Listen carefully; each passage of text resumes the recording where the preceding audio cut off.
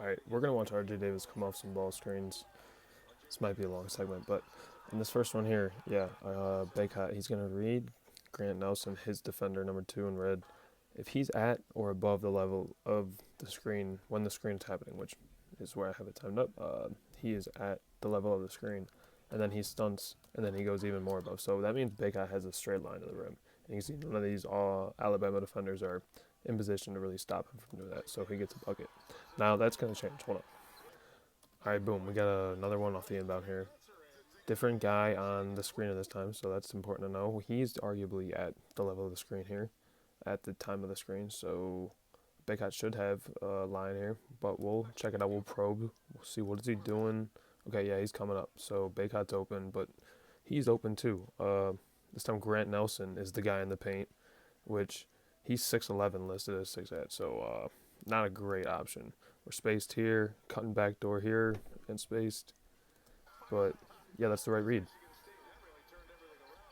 So next trip up the court, it's the same action with the same personnel. He's RJ Davis, just needs to get a read on Grant Nelson.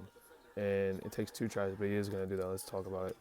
So off the first one here, again, he's going to step up at the level of the ball or above it. So clearly, Baycott's got the rim run, but Grant Nelson is still kind of in position to guard him, and this is a much larger defender. So let's not force it. Let's make it a little bit easier.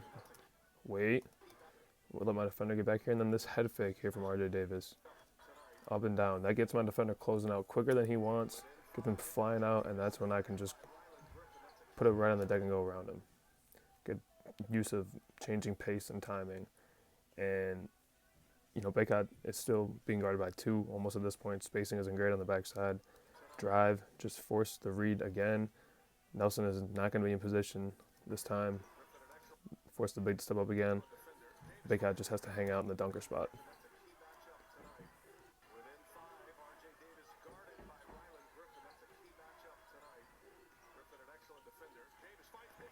So it is confusing when we get that crunch time here and we don't go to that action with Davis and Baycott.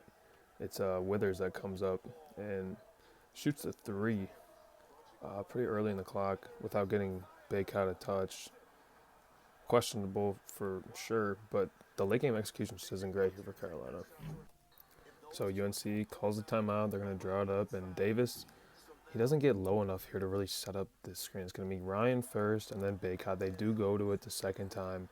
Baycott is a little hesitant to do the rolls. Gonna hit him again, and then gets blocked by Nelson. But on this inbound here, Davis, you need to get at least a little bit closer to this free throw line to set up these screens. These screens are so high that we have nowhere to go on the roll. You're too high up to make a good pass. You're too high up to score the ball.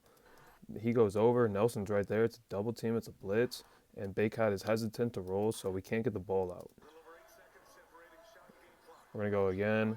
Baycott doesn't roll again. He makes contact there. He doesn't roll again. And it gets blocked. And it's off the inbound here that we get Davis the ball. 15. It's up to Wojcik. 10 now. And back to Davis. We're going to have this ball screen with Baycott and Davis, which is the good action that I'm highlighting here. Set with 6 seconds, and again, Baycott's hesitant to roll, and it's the same thing, just a little bit lower. So Davis does do a better job to set it up this time, and it gets lower this time, but Baycott, you have to go to the rim, bro. Like, there's no one at the rim. That's where the players are only down by 2. You can't make the play. Never hit the rim. This was a little bit earlier in the second half, but he rolls and they score because the big has to worry about getting back, and then the lane is wide open. Yeah, I mean, they just never found Baycott. Like, this time Nelson's there, and he just dunks it on him. They just never found him on those 3 possessions. So we're off the rebound here, and it's going to be Harrison Ingram on Grant Nelson, the screener. Not getting any type of bump here on Mark Sears, and I get it. I think that he senses Grant Nelson is looking to come out towards the ball here on the wing because that low right here, like he looks like he might be going to set one on Cormac Ryan, and then Harrison Ingram's kind of shading him towards the sideline. But Mark Sears is also very dangerous coming to the rim, and you need to help RJ Davis get through this screen with a bump. No bump. Right to the rim.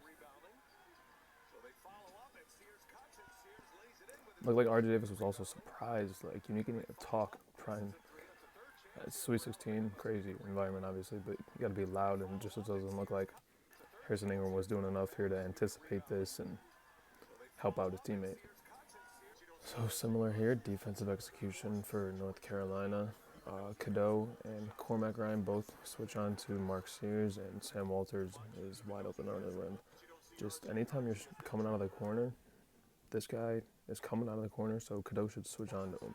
We don't communicate. These guys both go with Sears, and Walters is wide open. Just simple miscommunication and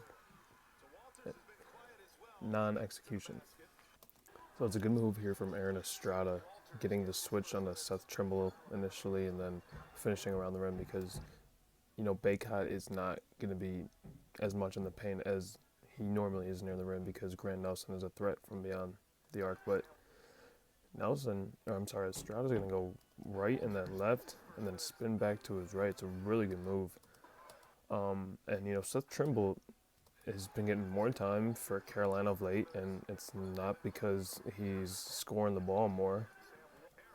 He's a guy who's primarily out there for defense, and this is just a good move from Estrada. Aaron Estrada having a great game up to this point, and recognizing where the defense is, where the weakness is, and getting to that spot. He knows he wants to get there on this catch, and then he makes a great move to do that. Because Baycott is too attached to Nelson, and he's a threat back there, so we just take where the vulnerable spot is.